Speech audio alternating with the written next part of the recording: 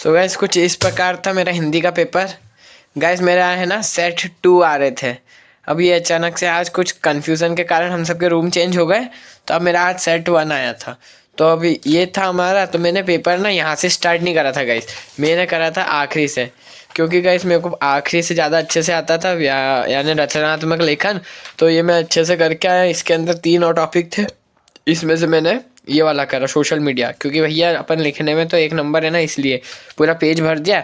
इधर से औपचारिक और अनौपचारिक पत्र आया था, तो मेरे को औपचारिक में थोड़ा सा इसमें दिक्कत आ रहा था क्वेश्चन में, तो मैंने है ना इसकी जगह ये अटेम्प्ट कर दिया था। मम्मी के स्वास्थ्य को लेकर ध्यान रखने की खबर लिखनी थी, तो मेरे को याद आ गया था, तो मैंने लिख दिया था। क्योंकि मैं पढ़ के गया था, मेरे को ये ना 2 मिनट पहले ही दिखा था, उसके पहले यानी क्लास में एंटर हुआ था उसके पहले ही देखा था मैंने। तो फॉर्मेट याद आ गया, तो मैंने यही लिख दिया था।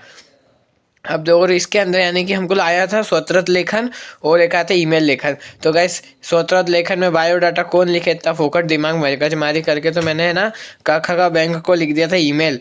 मस्त है, इसमें भी फुल मार्क्स है। और गाइस फॉर्मेट मेरा सबके सही है। विज्ञापन के अंदर पॉलिटिकल पार्टी के इसमें लिखना था, तो अपन है यूपीएससी वाले, तो अपन ने पॉलिटिकल पार्टी के ऊपर भी लिख दिया था, चुनाव इलेक्शन कमीशन द्वारा जारी करे जा रहे हैं, अपना वोट दीजिए।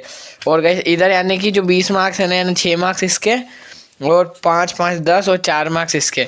इधर से 20 पक्के। अब अगर मात्रा में मिस्टेक नहीं गई तो काट पीट के 18 तो इधर आ ही जाएंगे। अब इधर बात करें अगर अपन पाठ्य पुस्तक की अगर अपन बात करें, तो इधर हमको एक पठित पद्यांश मिला था, पठित काव्यांश मिला था।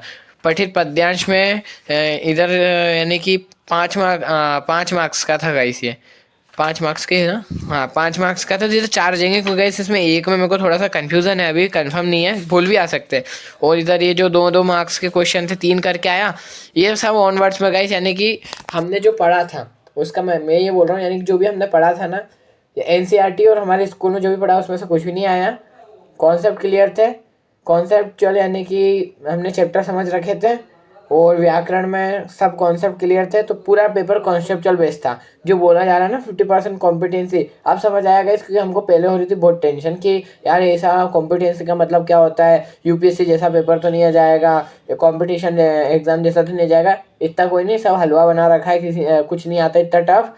पढ़ के जाओगे नियमित। मैंने एक आपको पता ही मेरा ब्लॉग आया था, महाशिवरात्रि के दिन की छुट्टी थी और एक कल की छुट्टी थी, यानी कल की छुट्टी थी। तो मैंने कल में पढ़ाई करी, वो भी कितनी देर, ओनली 5 घंटे पढ़ाई करी होगी मुश्किल से, जिनमें 2 घंटे मैंने क्षितिज कृतिका को दिए, 1 घंटे अपने रचनात्मक लेखन को दिए और 2 घंटे व्याकरण को दिए। गाइस पूरा मिला के तरह आज सुबह का और कल जितनी देर पढ़ाई करी 5 घंटे में मैंने पूरा, यानी 70 के ऊपर आ रहे हैं मेरे। और अभी बचा है पेपर डिस्कशन। तो इधर से यानी कि 4 इधर से मान लो, और इधर 2 3 जा 6, तो 6 मार्क्स है। तो इधर गाइस 4 इधर मान के चलो, 4 इधर मान के चलो, 4 इधर 4 इधर 8 हो गए।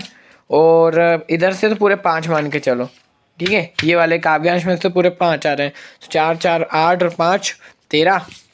13 होने के बाद में गाइस अब देखा जाए, इधर क्वेश्चन आंसर सारे अटेम्प्ट करें, जहाँ तक कि इसमें 13 हो गए थे, 6 मान लो इसमें 19, और 5 मान लो इसमें 24। 24 प्लस 18, 24 और 24 18, 42 तो यहीं पे हो गए गाइस अपने। अब आते हैं व्यवहारिक व्याकरण के यहाँ पे।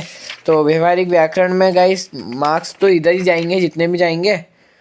तो इधर हमारा था 16 मार्क्स का, तो 16 मार्क्स में से हमारे मान के चलो 10 तो आ ही जाएंगे, ठीक है। 10 आ जाएंगे, तो अपने कितने हो रहे थे, 42 और 10 52 हो गए। और 14 मार्क्स का ये था, तो 65 एट क्रॉस जा रहे हैं। अगर व्याकरण में अगर गलत नहीं किया तो 70 अबाउ चले जाएंगे। तो ये था कुछ हमारा पेपर, इसमें 80 में से हम 65 क्रॉस हमारे काट पीट के बता रहे हैं। अगर हमारी इतनी लीनियर चेकिंग नहीं हुई, यानी कि टफ चेकिंग, तो 80 में से 70 अबाउ कहीं नहीं गए। तो आई होप पेपर डिस्कशन आपको समझ आया होगा।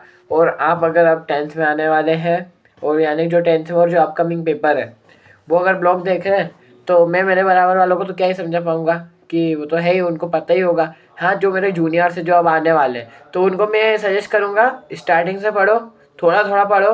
मैंने स्टार्टिंग से पढ़ना चालू कर दिया था, बीच में गाइस मैंने रोक दिया था पढ़ना, पर भटक गया था मैं थोड़ा इधर उधर।